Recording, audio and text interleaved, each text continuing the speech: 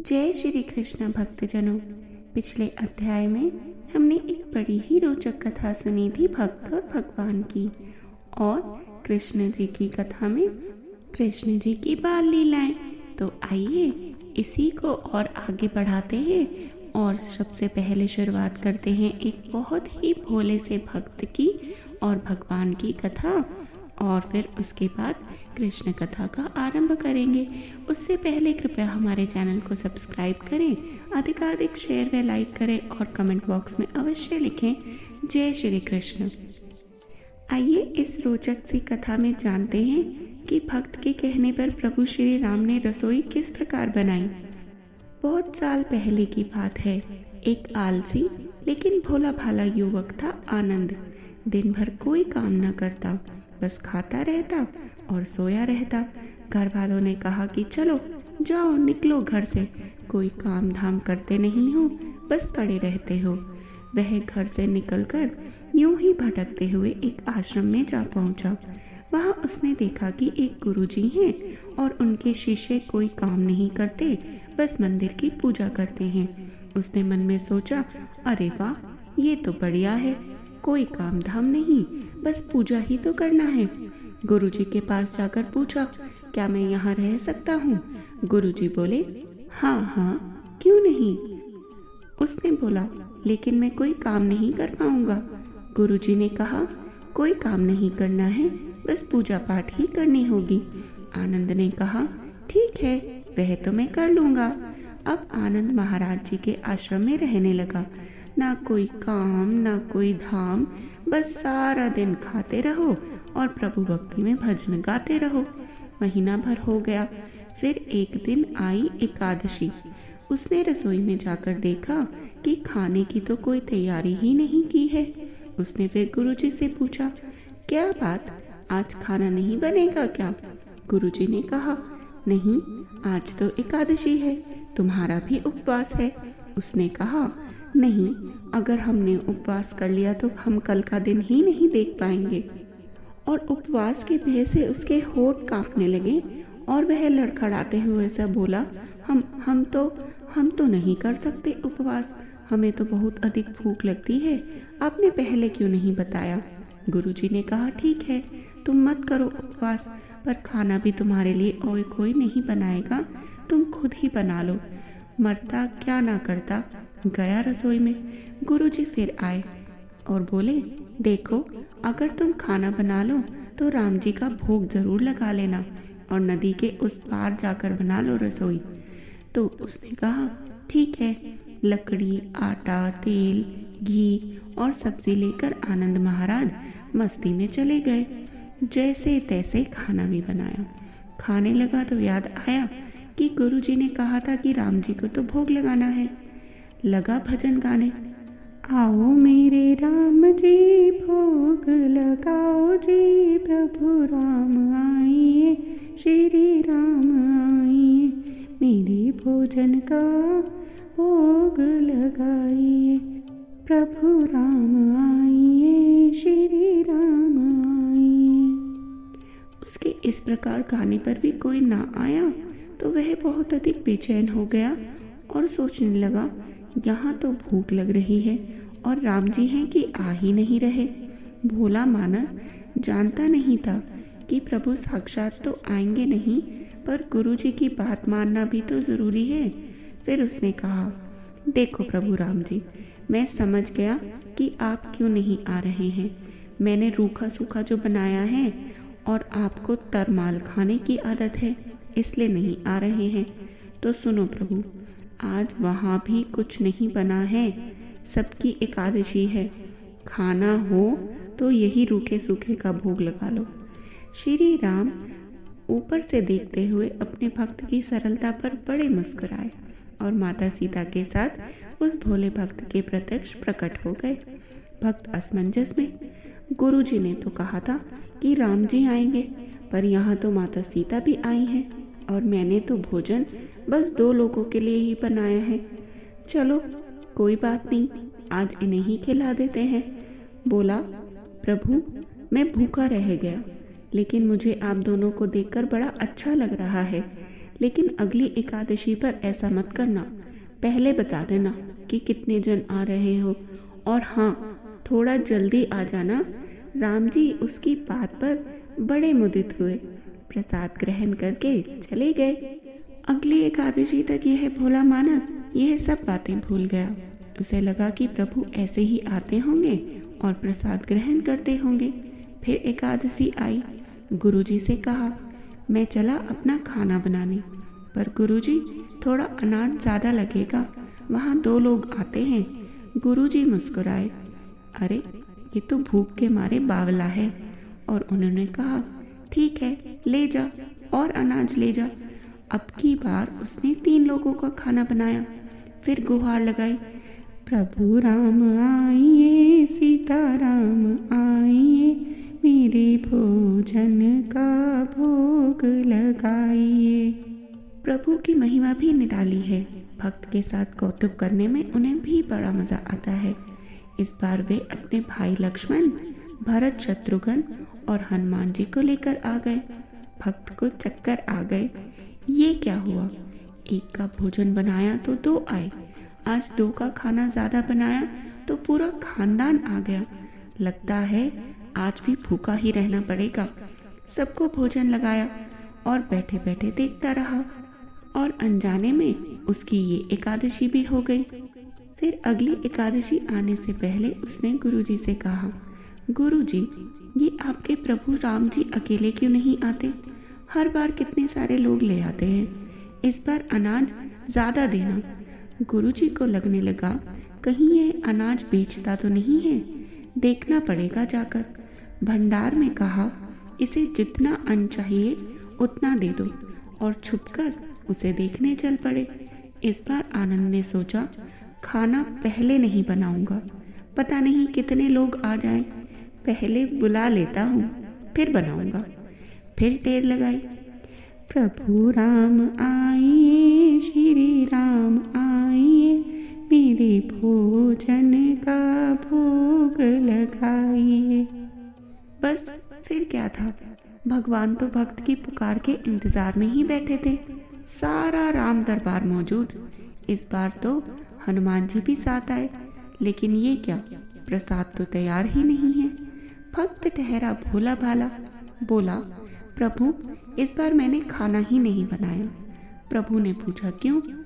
बोला, मुझे मिलेगा तो है नहीं, फिर क्या फायदा बनाने का, आप ही बना लो और खुद ही खा लो। राम जी मुस्कुराए। सीता माता भी गदगद हो गई उसके मासूम से जवाब का। लक्ष्मण जी बोले, अब क्या करें प्रभु? प्रभु बोले, भक्त की इच्छा है भाई, पूरी तो करनी ही पड़ेगी, चलो लग जाओ काम पे। लक्ष्मण जी ने लकड़ी उठाई, माता सीता आटा सानने लगी। भक्त एक तरफ बैठकर देखता रहा। माता सीता रसोई बना रही थी तो कई ऋषि मुनि और यक्ष गंधर्व प्रसाद लेने आने लगे। इधर गुरुजी ने देखा कि खाना तो बना ही नहीं, भक्त एक कोने में बैठा है। पूछा, बेटा क्या बात है, खाना क्यों नहीं बनाया? बोला, अच्छा किया गुरुजी आप आ गए, देखिए कितने लोग आते हैं प्रभु के साथ। गुरुजी बोले, मुझे तो कुछ नहीं दिख रहा तुम्हारे और अन्न के सिवा। भक्त ने माथा पकड़ लिया। एक तो इतनी मेहनत करवाते हैं प्रभु, भूखा भी रखते हैं, और ऊपर से गुरुजी को दिख भी नहीं रहे, ये और बड़ी मुसीबत है।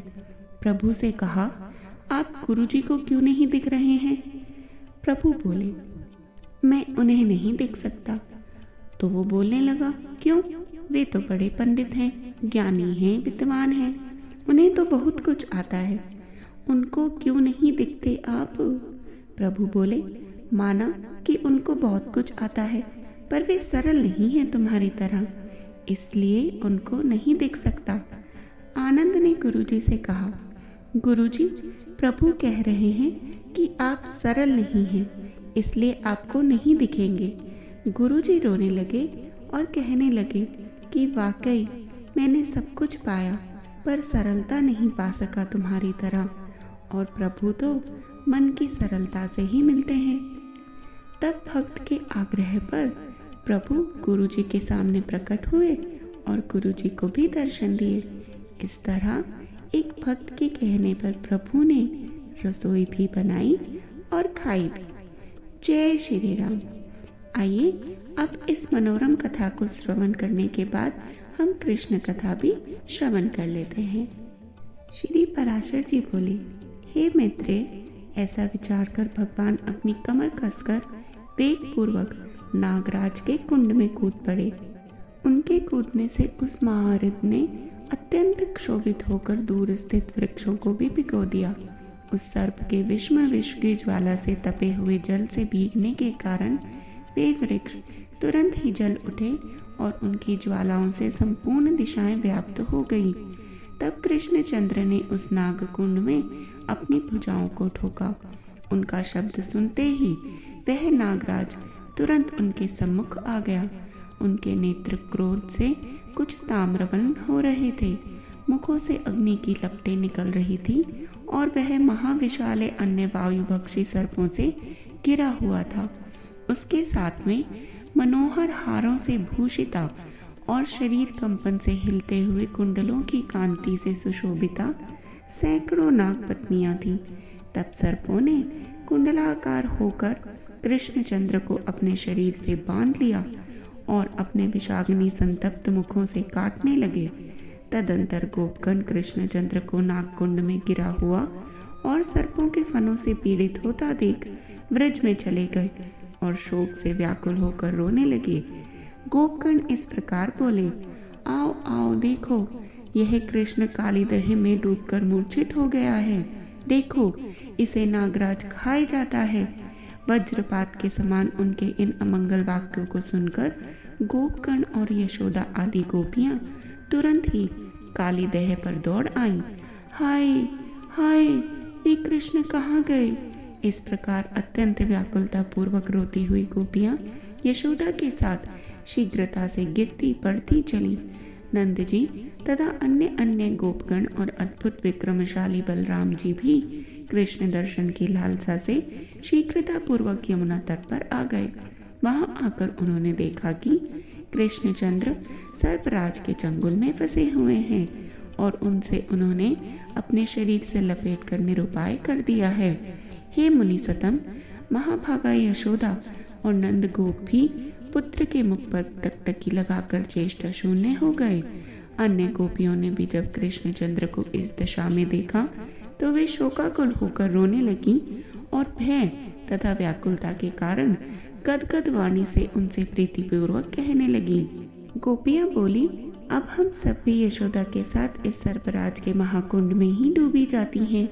अब हमें ब्रज में जाना उचित नहीं है। सूर्य के बिना दिन कैसा और चंद्रमा के बिना रात्रि कैसी, सांड के बिना गोएं क्या करें, ऐसे ही कृष्ण के बिना ब्रज में भी क्या रखा है। कृष्ण के बिना साथ लिए अब हम गोकुल नहीं जाएंगी, क्योंकि इनके बिना वह जलहीन सरोवर के समान अत्यंत अभव्य और असेव्य है। जहाँ नील कमल दल की सी आभा वाले ये श्याम सुंदर हरि नहीं है, उस मातृ मंदिर से भी प्रीति होना अत्यंत आश्चर्य ही है। अरे, खिले हुए कमल दल के सदृश कांति युक्त नेत्रों वाले श्री हरि को देखे बिना अत्यंत दीन हुई तुम किस प्रकार ब्रज में रह सकोगी।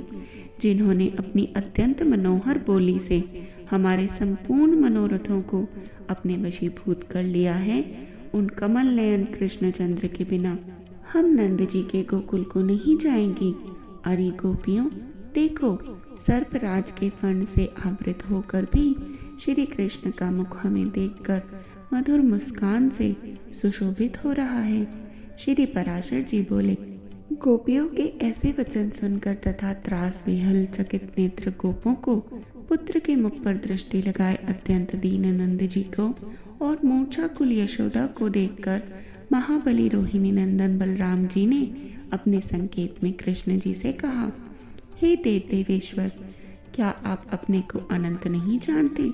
फिर किस लिए यह अत्यंत मानव भाव व्यक्त कर रहे हैं? पहियों की नाभि जिस प्रकार अरों का आश्रय होती है, उसी प्रकार आप ही जगत के आश्रय, कर्ता, हर्ता और रक्षक हैं तथा आप ही त्रैलोक्य स्वरूप और वेद त्रयमय हैं। हे अचिंत्य मन, इंद्र, रुद्र, अग्नि, वसु, आदित्य, मरुदगण और अश्विनी कुमार तथा समस्त योगी जन आप ही का चिंतन करते हैं।